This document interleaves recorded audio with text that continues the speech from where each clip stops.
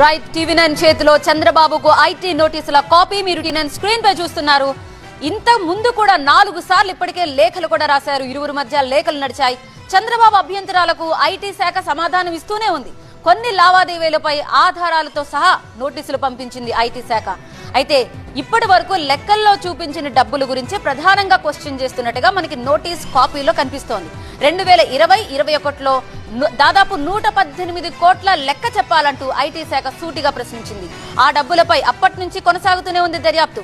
చంద్రబాబు వివరణకు అప్పట్లో సంతృప్తి కూడా చెందలేదు ఐటీ శాఖ. సో నెల రోజుల క్రితం మళ్లీ నోటీసులు ఇచ్చింది. ఇప్పుడు 153C సెక్షన్ ప్రకారం చంద్రబాబుకు నోటీసులు ఇచ్చింది. టీడీపీ హయాంలో కాంట్రాక్ట్ సంస్థల నుంచి నిధులు మళ్లించి చంద్రబాబుకు అందించారనే ఆరోపణలే ఇక్కడ ప్రధానంగా కనిపిస్తోంది. హైలైట్ చేసి మరీ చూపిస్తున్నారు. సో కాంట్రాక్ట్ సంస్థల నుంచి మళ్లించిన నిధుల్ని చంద్రబాబు ఎందుకు వెల్లడించలేదు, అది వెల్లడించని ఆదాయంగా పరిగణిస్తున్నాం అంటూ ఐటీ శాఖ నోటీసుల్లో చెప్తోంది. అవి అన్డిస్క్లోజ్డ్ ఇన్కమ్ గా అసలు ఎందుకు చూపించకూడదు అంటూ కూడా క్వశ్చన్ చేస్తోంది. సో కొన్నేళ్ల క్రితం మనోజ్ వాసుదేవ్ పార్థసాని అలియాస్ ఎంబీపీ ఆఫీసుల్లో ఐటీ సోదాలు జరిగాయి. ఎంబీపీఏ డైరెక్ట్ గా చెప్పారు ఎవరెవరిని కలిశారు, ఎలా వెళ్లారు అనేది చాలా క్లియర్ గా ఒక 6th క్వశ్చన్ లో మనకు కనిపిస్తోంది.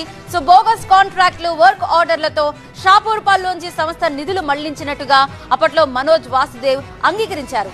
ఈ అంగీకరించిన నేపథ్యంలోనే అసలు ఎలా మళ్లించారు, ఎవరికి వెళ్లాయనేది ఆయన తన స్టేట్మెంట్ లో వివరిస్తూ వచ్చారు. సో చెల్లింపులకు సంబంధించి పలు మెసేజ్లున్నాయి, చాటింగ్లున్నాయి, ఎక్సెల్ షీట్లు కూడా ఉన్నాయి. వాటన్నిటిని స్వాధీనం చేసుకుంది ఐటీ శాఖ. టీడీపీ కోసం నిధులు సమకూర్చాలని ఎంబీపీని అప్పట్లో మెసేజ్ల్లో కోరినట్లుగా కూడా ఆధారాలు చూపిస్తున్నారు. సో టీడీపీ కోసం మీరు నిధులు ఇవ్వాల్సిందే అన్నట్టుగా ఆయన చూపించిన చాట్లలో ఉన్నాయి. ఇదే ఇప్పుడు ప్రధానమైన ఆధారంగా కనిపిస్తోంది. 2016 నుంచి చంద్రబాబు పిఏతో వాసుదేవ్ సంప్రదింపులకు సంబంధించిన స్టేట్మెంట్ కూడా రికార్డ్ చేశారు. ఆ రికార్డ్ కూడా ఇప్పుడు ప్రస్తుతం ఒక చాలా కీలకమైన ఆధారంగా కనిపిస్తోంది. వాసుదేవ్ ఎందుకు పిఏని కలిశారు, చంద్రబాబు పిఏతో ఏం మాట్లాడారు, ఎక్కడికి వెళ్లాయి నిధులు అనేది ప్రధానంగా కనిపిస్తోంది. కాంట్రాక్ట్ సంస్థల నుంచి నిధుల్ని తీసుకుని వాసుదేవ్ శ్రీనివాస్ కి అందించినట్లుగా కూడా గుర్తించారు. సో ఇది కూడా ప్రధానమైన ఆరోపణ. అయితే ఆ ఆరోపణకి ఆధారంగా కూడా చూపిస్తున్నారు. ఏపీలో టీడీపీ ప్రభుత్వ హయాంలో నిర్మాణాల పేరుతో పలు సంస్థలకు కాంట్రాక్ట్లు ఇచ్చారు. దానికి ప్రతిఫలంగా ముడుపుల రూపంలో చంద్రబాబుకు 118 కోట్లు అందాయనేది ప్రధానమైన ఆరోపణ. పిఏ శ్రీనివాస్ ద్వారా చంద్రబాబు ఎలక్షన్ ఫండింగ్ చేయించారు అనేది మరొక ఆరోపణ. ఈ డబ్బుల కోసం మనోజ్ వాసుదేవ్ పార్థసాని కేంద్రంగా ఒప్పందం జరిగిందంటున్నారు. ఏపీలో సెక్రటేరియట్ తో పాటు EWS housing project, Guntur, Anantapur, పశ్చిమ గోదావరి జిల్లాల్లో పలు నిర్మాణాలు చేపట్టేందుకు షాపూర్జీ పల్లోంజీ సంస్థకు కాంట్రాక్ట్లు ఇచ్చారు.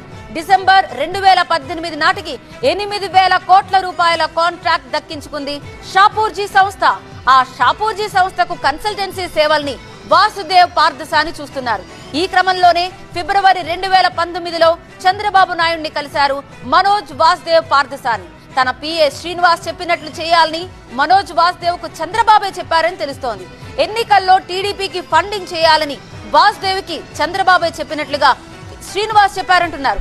మినిమం 100 కోట్లు ఎలక్షన్ ఫండింగ్ ఇవ్వాలని పిఎస్ శ్రీనివాస్ నుంచి సూచనలు వెళ్లినట్లుగా వాసుదేవ్ తన స్టేట్మెంట్ లో చెప్పారు. ఆ ఫండింగ్ ఎలా రాబట్టాలో కూడా శ్రీనివాస్ వాళ్లకు చెప్పారు. మొత్తం ప్రాసెస్ అంతా ఎలా చేయాలో కూడా సూచించారు. తాము చెప్పిన కంపెనీలకు సబ్ కాంట్రాక్ట్లు ఇవ్వడం ద్వారా, అంటే వీటిలో షెల్ కంపెనీలు ఉండొచ్చు, సో సబ్ కాంట్రాక్ట్లు ఇవ్వడం ద్వారా ఫండ్స్ ఎలా రూట్ చేయాలో ప్లాన్ చేశారు. హైగ్రీవా, అన్నై, షెలాకా, నవిలేన్, ఎవరెట్ కంపెనీలకు సబ్ కాంట్రాక్ట్ ఇవ్వాల్సిందిగా ఆదేశించారు. ఈ కంపెనీలకు వివేక్ జైన్, వినయ్ అనే 2 వ్యక్తులు ఉన్నారు. దానికి తగ్గట్టుగానే సబ్ కాంట్రాక్ట్ తో పాటు వర్క్ ఆర్డర్ ను కూడా వాసుదేవ్ రెడీ చేశారు. సబ్ కాంట్రాక్ట్ కంపెనీల నుంచి వికీ జైన్ కు వినయ్ టీడీపీ డబ్బులు ఇచ్చినట్లుగా తెలుస్తోంది. సో 3 దఫాలో టీడీపీకి 118 కోట్ల రూపాయలు చెల్లించినట్లుగా ఐటీ అధికారులకు వాసుదేవ్ స్టేట్మెంట్ ఇచ్చేశారు. ఇప్పుడు ఇదే ప్రధానమైన స్టేట్మెంట్. అందుకే ఇప్పుడు ఇన్నాళ్లుగా వివరణ కోరుతోంది ఐటీ శాఖ. షాపూర్జీతో పాటు ఎల్ఎన్టీలో కూడా సబ్ కాంట్రాక్ట్ల పేరుతో చంద్రబాబు లబ్ధి చేకూరిందనేది మరొక ఆధారాన్ని కూడా చూపిస్తున్నారు. ఈ వ్యవహారంలో వాసుదేవ్ చెప్పినట్టు బిల్లులు సృష్టించింది ఎంబీపీ ఆడిటర్ అతుల్ సోనీగా గుర్తించారు. టీడీపీ సెక్రటరీ రాజేష్ కు 4,50,00,000 ఇచ్చినట్లుగా శ్రీనివాస్ ఒప్పుకున్నారు. ఇన్ఫ్రాస్ట్రక్చర్ కంపెనీ నుంచి టీడీపీ సీనియర్ నేతతో పాటు నారా లోకేష్ సన్నిహితుడికి కూడా నిధులు వెళ్లాయనే ఆరోపణలున్నాయి.